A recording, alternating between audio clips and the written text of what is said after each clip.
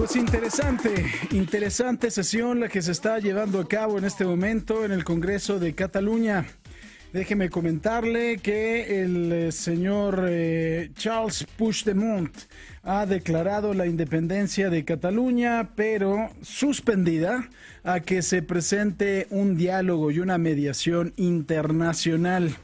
Le puedo decir que hubo dos discursos importantes, el de Charles Puigdemont y también el de la representante de Ciudadanos, la diputada Inés, ay Dios, es que tiene un apellido muy simpático. ¿Cómo se llama la mujer que habló después? Inés Desmadejada. Bueno, ahora le digo exactamente cómo se llama, pero fue un discurso muy interesante en el cual ella terminó diciendo que no le iban a romper el corazón en tres. El señor Puigdemont, pues finalmente lo que dijo es que habían ganado un referéndum y que ese referéndum les había dado una abrumadora mayoría para declarar la independencia. La diputada Inés lo que le dijo es que de ninguna manera ese referéndum era válido y que estaban dispuestos a ir a las urnas verdaderamente, ahora sí, todos los catalanes, y que entonces sí, con un colegio electoral confiable, con un Inés Arrimada. Sí, Inés Arrimada, exactamente, un gran discurso. Y lo que ella decía es que estaban dispuestos a ir a las urnas para que entonces sí todos los catalanes decidieran. Mire, nadie está obligado a estar en donde no quiere. Lo que sería verdaderamente grave es que esto fuera nada más una cortina de humo para la impunidad de una familia, de un grupo que pues en su momento tiene a lo mejor que ver el señor Pujol, el señor Puigdemont y otros más. Como le digo, finalmente los argumentos históricos no me parecen contundentes. Aquí ya los hemos platicado, que también los dio el señor Puigdemont, pero me parece que de alguna forma entonces es la historia de todos los países y deberíamos entonces entrar en una época de microestados, en un mundo total y absolutamente atomizado. Pero bueno, vamos con quien sabe, con quien ha estado de cerca siguiendo esta sesión del Parlamento catalán, que es Juan Pedro Manzano desde Barcelona. Juan Pedro, ¿cómo estás? Muy buenas tardes. ¿Qué tal, Paco? Muy buenas tardes. Buenas noches ya desde aquí, desde España. Claro, sí. Buenas noches para ti, por supuesto. Pues una sesión interesante, sin duda. El discurso de Puigdemont, el discurso de la senadora Inés Arrimada, que decía yo que tiene un nombre simpático y que terminó pues diciendo que no le iban a romper el corazón en tres, mientras que el señor Puigdemont ponía sobre la mesa el referéndum en el cual tuvo una mayoría abrumadora, a lo cual también la senadora Arrimada decía que eso era lo de menos, que no había sido legal ese referéndum. Juan Pedro, ¿cuál es el pulso que tú nos puedes dar de esto? Sí, efectivamente, un discurso bastante potente, el de Inés Arrimadas, que es una política en alza en estos momentos en España. Inés Arrimadas, hay que explicar a los oyentes de Imagen Radio que es la líder del partido político Ciudadanos. Ciudadanos es una escisión del Partido Popular, que es el partido que gobierna ahora mismo, el partido del presidente Mariano Rajoy, y que nació justamente, Ciudadanos nació como Ciutadans, es un partido que nació en Cataluña hace unos 10-15 años aproximadamente, como resultado de la primera oposición que se hizo de manera clara a los primeros avances del nacionalismo, de las políticas nacionalistas catalanas. Bueno, pues por resumir y por concretar, por aclarar, porque los oyentes de Imagen Radio puedan quedarse con lo básico, vamos a ir punto por punto. ¿Qué es lo fundamental del discurso pronunciado por el presidente catalán, Carles Puigdemont? Bueno, pues que ha declarado la independencia, pero lo ha suspendido. ¿Qué quiere decir esto? Pues que realmente, en la práctica, no ha proclamado la independencia de Cataluña, que era lo que los suyos, sus seguidores, esperaban. Es decir, no ha sido una declaración unilateral de independencia, sino un stand-by, si se quiere, lo que se empieza a llamar también como una salida a la eslovena para intentar ganar tiempo y tender la mano a la mediación, ha dicho él, ha reiterado en numerosas ocasiones la mediación internacional. ¿Basada en qué? Y es aquí donde comenzamos con el conflicto. Lo ha basado todo en los resultados, como tú comentabas, Paco, del referéndum del pasado 1 de octubre. ¿Qué sucede? Pues que efectivamente el referéndum que se celebró el 1 de octubre no fue tal, porque además de ser declarado ilegal, fue una votación que se celebró, que se llevó a cabo sin ningún tipo de garantías, sin las garantías mínimas de cualquier sistema democrático. Es decir, no hubo censo electoral, no hubo observadores independientes, ni siquiera ha habido un recuento de votos, porque hay que recordar a los oyentes de Imagen Radio que ni siquiera se ha ofrecido un recuento oficial de votos, un resultado de esas votaciones. Por lo tanto, todo lo que se base en el resultado de ese pseudo referéndum, oiga decir que no tiene una validez legal, al menos. Pero, bueno, pues habrá que quedarse al menos con lo que ha dicho Puigdemont a la hora de decir que tiende la mano al diálogo. Seguramente, si hubiera tendido esa mano al diálogo hace meses, no estaríamos en esta situación en la que estamos viviendo esta misma tarde en México, noche ya en España. Perdón, a partir de ahí, bueno, pues, perdón, pues lo que hay que esperar ahora es la reacción del gobierno de España, que aún no ha habido una comparecencia ni del presidente Rajoy ni de la vicepresidenta Soraya Sáenz de Santa María, que son los que suelen comparecer. Lo que sí nos han dicho desde el Palacio de la Moncloa, que es donde nos encontramos en estos momentos, el Palacio de la Moncloa es la sede del gobierno, la sede oficial del gobierno, nos han dicho que el discurso de Puigdemont ha sido y cito textualmente, un sucedáneo de proclamación de independencia, que por tanto, en efecto, conceden que no ha sido así, es decir, que no ha sido una independencia unilateral, y que, por tanto, se aplicarán consecuencias. No aclaran cuáles son esas consecuencias, pero al no haber sido una proclamación unilateral de independencia, suponemos que el gobierno español tampoco aplicará lo que se conoce como es el artículo 155 de la Constitución española, que en esencia viene a decir la suspensión total del Estatuto de Autonomía de Cataluña. Es una situación sin duda muy interesante la que se está viviendo, Juan Pedro, porque a mí me parece que finalmente es un amago que podría confirmar un poco lo que muchos han pensado en su momento, que es una presión para negociar por parte de este grupo encabezado por Pujol, por Puigdemont, que finalmente se están dando cuenta que aunque ellos lo digan, pues España no es tanto una carga para Cataluña como ellos lo están viendo, sino que sin España Cataluña no tiene la fuerza económica que pretenden, lo cual se ha visto también reflejado en las empresas que figuran en el IBEX 35 que han salido en los últimos días porque saben perfectamente que no hay una seguridad jurídica que les permita producir, lo que se ha reflejado también en las sanciones que podrían tener en materia arancelaria si se separan de la Unión Europea. Me parece que están empezando, es un dicho muy mexicano, Juan Pedro, pero le están empezando a medir el agua a los camotes, como dicen coloquialmente. Sí, sin duda, sí. O como diría seguramente el propio Carles Puigdemont en catalán, como dice catalán, la pela es la pela, ¿no? Es decir, el dinero es el dinero, efectivamente. Seguramente él lo diría así en catalán, y el dinero es el dinero. Y cuando evidentemente es evidente que Carles Puigdemont ha pegado un frenazo, ha dado al menos un paso atrás. ¿Y cuándo lo ha dado? Pues cuando ha visto que la gran mayoría de los empresarios catalanes han empezado a abandonar Cataluña, que el tejido productivo catalán se puede ver, se está viendo ya de hecho seriamente dañado, y cuando ha visto también que las fuentes de recaudación de todo el gobierno catalán pueden ser clausuradas. No hay que olvidar, Paco, que en estos momentos las tres grandes agencias de calificación internacionales de deuda tienen la nota puesta de bono basura al calificativo de la deuda catalana, de modo que esto es muy importante.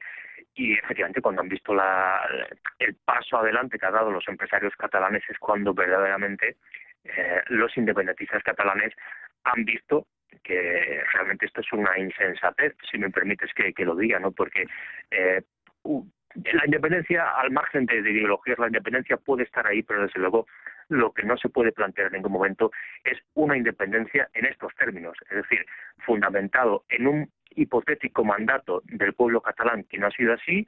No se puede hacer contraria al menos, como así se ha demostrado también en las calles, y así lo demuestra el propio resultado del Parlamento catalán, con la oposición al menos de la mitad, del 50% de la sociedad catalana, y por lo tanto, como tampoco se puede hacer, es con un grado y un nivel de improvisación como están demostrando las autoridades gubernamentales catalanas, hasta el punto que ya lo hemos podido ver.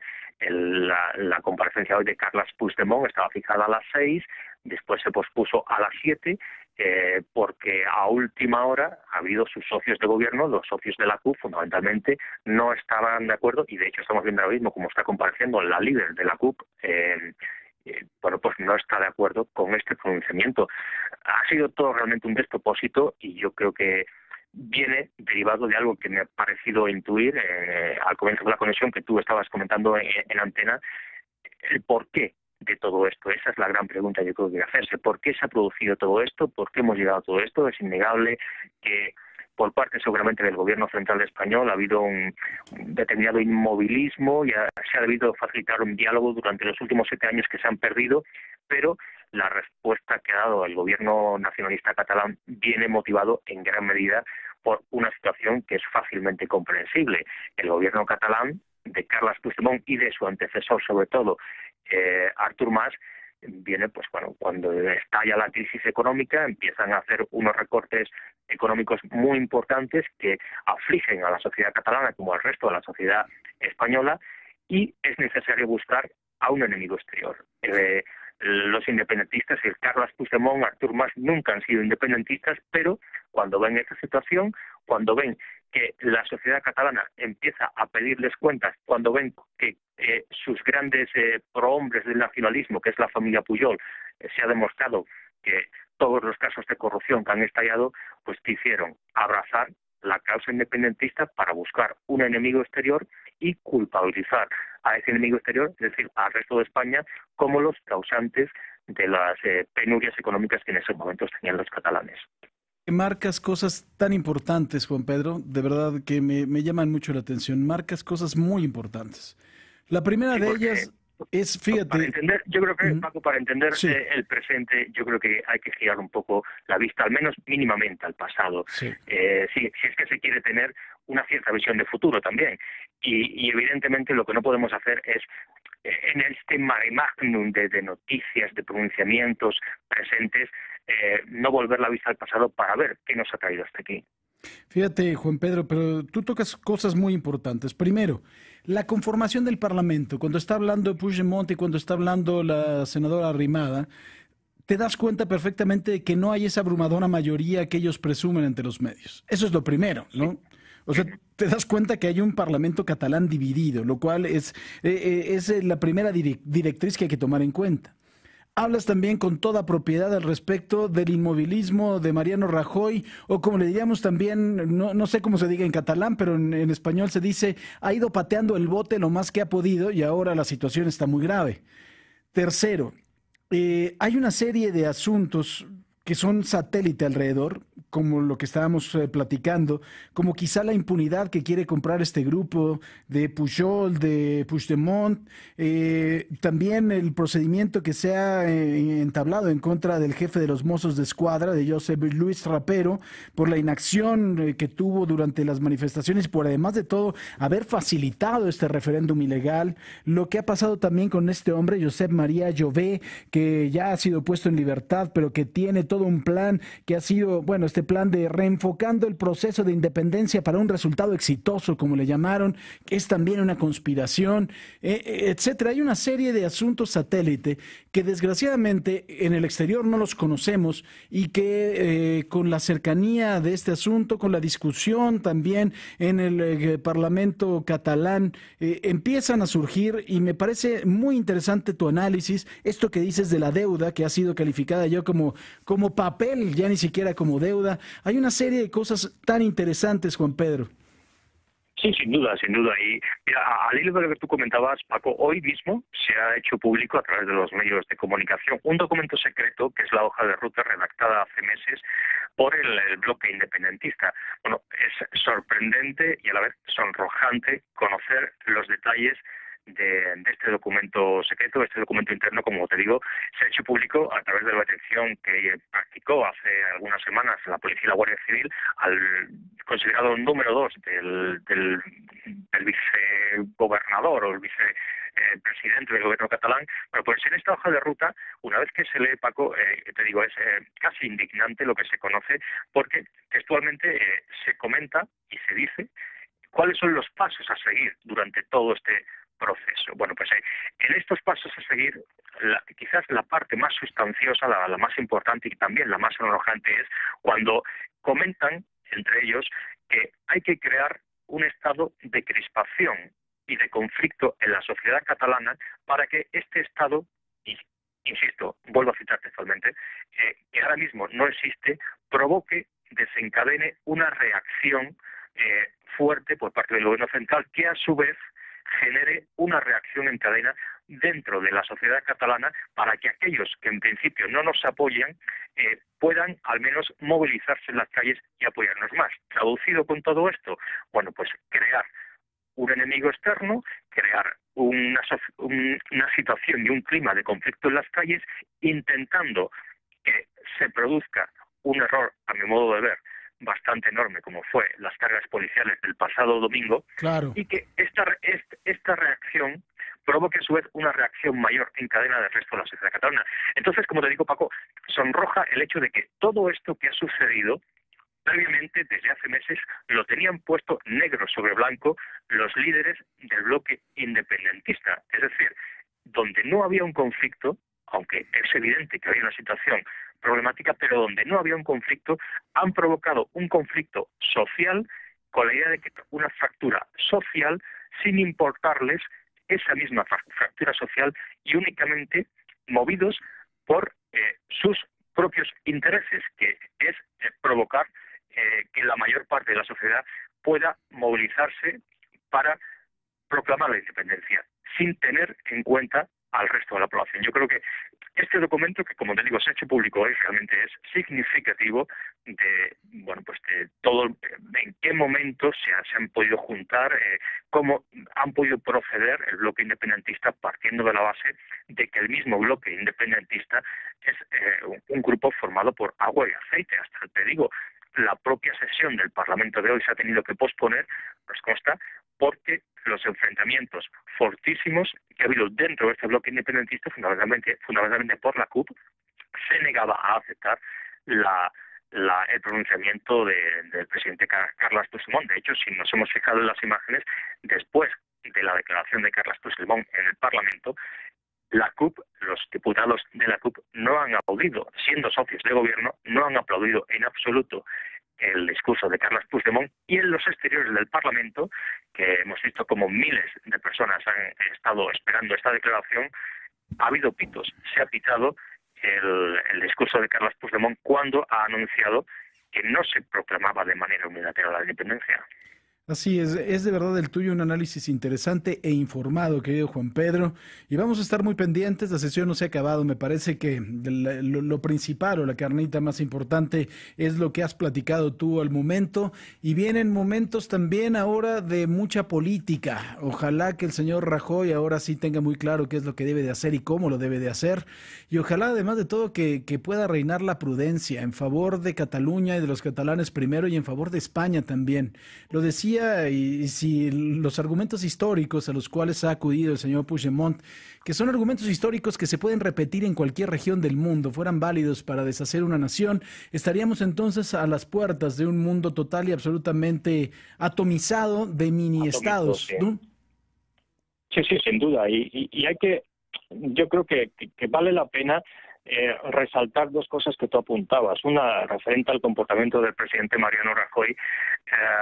Bueno, pues yo creo que igual que estamos en estos momentos evaluando y criticando en buena medida el comportamiento del bloque independentista, las palabras del presidente catalán Carles Puigdemont, toda la hoja de ruta que nos ha parecido sonrojante, creo que también vale la pena analizar y criticar el comportamiento que ha tenido el presidente Mariano Rajoy durante los últimos 7 años en cualquier país democrático que se precie, México, cualquier país europeo, cualquiera, ante una situación como esta, que realmente en España es el momento más crítico que ha vivido la historia de la democracia de este país en 40 años, al margen del intento de golpe de Estado de 1981, seguramente este es el momento más crítico que ha vivido la democracia de este país.